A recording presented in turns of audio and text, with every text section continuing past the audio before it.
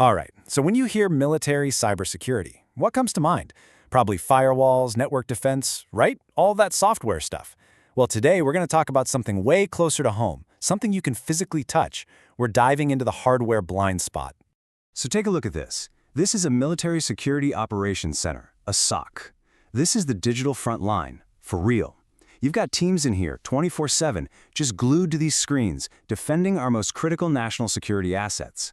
And in a world this connected, the stakes, well, they couldn't be any higher. Okay, but what if the biggest threats aren't sneaking in through the network? What if they're already inside, already plugged right into the wall?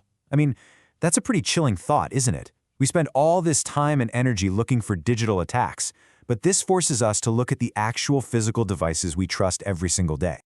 And that right there, that's the core of the problem we're unpacking today, an overlooked vulnerability. This isn't about bugs in the code. It's about the physical stuff, the hardware we're all using. And this quote from our source material just nails it. A significant and often overlooked vulnerability exists at the hardware level. Think about that. We've built these incredible digital fortresses to protect our software and networks, but it's like we left the front door wide open at the hardware level. So let's break this down. This is what I'm talking about, the Layer 1 blind spot. On one side, you've got what traditional security is great at seeing, software, network traffic, anything with an IP address. But on the other side, that's the blind spot. This is the physical layer, what we call Layer 1. And this is where the real sneaky stuff lives. Rogue USBs, network implants, things that are totally invisible to all those conventional tools. So what kind of threats are we actually talking about here? What's hiding in plain sight? Let's get into the specifics, the adversaries, and the tools they use. All right, first up, you've got the heavy hitters, Advanced Persistent Threats, or APTs. These are not your average hackers. We're talking sophisticated, state-sponsored groups. Their goal isn't just to hack in and get out. It's to infiltrate and stay. And how do they do that? Often by leveraging hidden hardware, which lets them lurk inside a network for months, sometimes even years, completely undetected. Next up is the supply chain. And this is a huge one. Think about any piece of tech you own. It probably has parts from a dozen different countries made by who knows how many manufacturers. And that creates a massive risk, right? You could get counterfeit parts, or even worse, components that have malicious code baked in right from the factory floor. And all that leads to these rogue devices. These are the actual weapons, the attack tools. We're talking about hardware specifically built to live in that Layer 1 blind spot. It might be something that pretends to be a normal, trusted device, or it could be something with no network presence whatsoever, making it a ghost. Okay, so this isn't just theory. Let's make it real. Imagine plugging in a new mouse that secretly acts like a keyboard, typing in commands on its own. Or finding a tiny network implant that has no IP address, just sitting there spying on traffic. Or counterfeit hardware with malicious bits hidden inside. Even a compromised Raspberry Pi hidden somewhere performing who knows what.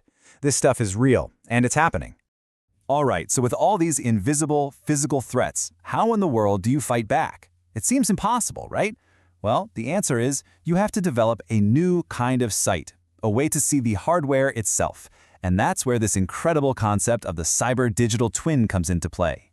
The heart of this whole thing is a technology called asset DNA. And honestly, the best way to think about it is like a unique fingerprint, but for your hardware. It's not looking at software or an IP address. Instead, it's measuring the fundamental electrical characteristics, the physical signals that every single device gives off. And that creates a physical identity that is basically impossible to fake. Yeah, this image really captures it perfectly. Just like your fingerprint is uniquely yours, this electronic fingerprint gives a device its true identity. Once you can capture that, you can finally know with 100% certainty exactly what is plugged into your network. So how does it actually work? It's a pretty cool four-step process. First, the system scans the physical layer, looking at those raw electrical signals. Step 2, from those signals, it creates that unique asset DNA for every single device connected. Step 3, it uses machine learning to constantly analyze a device's behavior and make sure it matches its fingerprint.